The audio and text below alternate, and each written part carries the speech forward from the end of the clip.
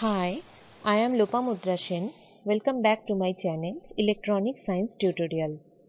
I have already discussed some important topics of digital electronics in my channel. From previous class, I will start some other important topics of digital electronics like canonical expression in my channel. Those who are not subscribe my channel but follow my channel, please do like, share and subscribe my channel. It will encourage me. So please like, share and subscribe my channel. Subscribe की bell icon को press करके रखिए ताकि जब भी मैं कोई नई वीडियो लेकर आऊँ आपको पता चले. So let's get started. In today's class, we talk about the conversion from non-canonical POS to canonical POS form. POS form means product of sum term. So how can we convert from non-canonical POS to canonical POS? Here we talk about this topic. Okay, so let's start our discussion. So here our first example, that is express the following function in the canonical POS form. F, which is the function of xyz equal to xy plus z dot y plus xz. So this is a non-canonical POS form. We know why it is called non-canonical POS form, because some variable are missing in this term. That's why it is called a non-canonical POS form. In which process a non-canonical POS form is converting to a canonical POS form. Here we discuss about this topic. So once again we write the first equation, that is f, which is a function of xyz, that is equal to xy plus z dot y plus xz. Okay, using distributive law, this equation can be written as x plus z dot y plus z dot y plus x dot y plus z.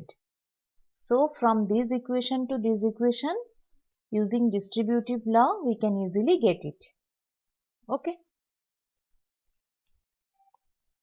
Keeping the term y plus z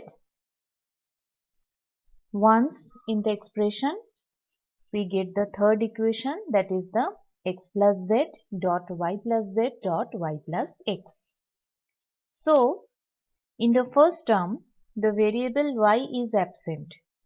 So here we use y dot y bar, that is equal to 0 in the sum term. In second term, x is absent. So here we use x dot x bar, that is equal to 0 in the sum term.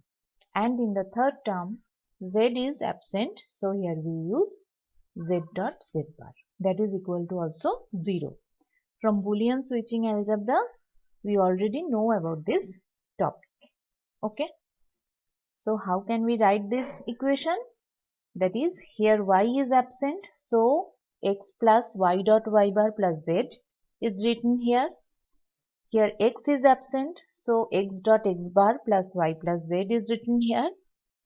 Dot, here z is absent. So here we write, that is x plus y plus z dot z bar. Okay. Now again, by using the distributive law, we can get this equation from this equation, that is x plus y plus z dot x plus y bar plus z dot x plus y plus z dot x bar plus y plus z dot x plus y plus z dot x plus y plus z bar. Okay. Keeping the repeated term once in the expression, what we can get here, that is x plus y plus z dot x plus y bar plus z dot x bar plus y plus z dot x plus y plus z bar. So in this equation, in each and every term, 3 variables are present. Here is also 3 variables are present. Here is also 3 variables are present. In these two terms also 3 variables are present. So this is a canonical POS form. And this is a non-canonical POS form. So by this way we can easily get the canonical POS form to non-canonical POS form to canonical POS form. So what is the decimal notation of this canonical POS form?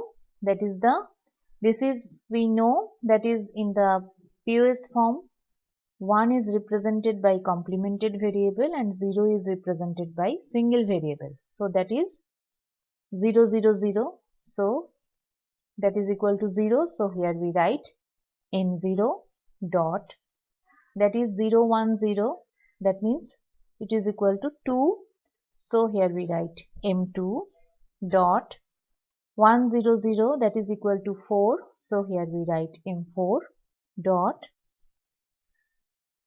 0, 0, 1, that is equal to 1. So here we write M1.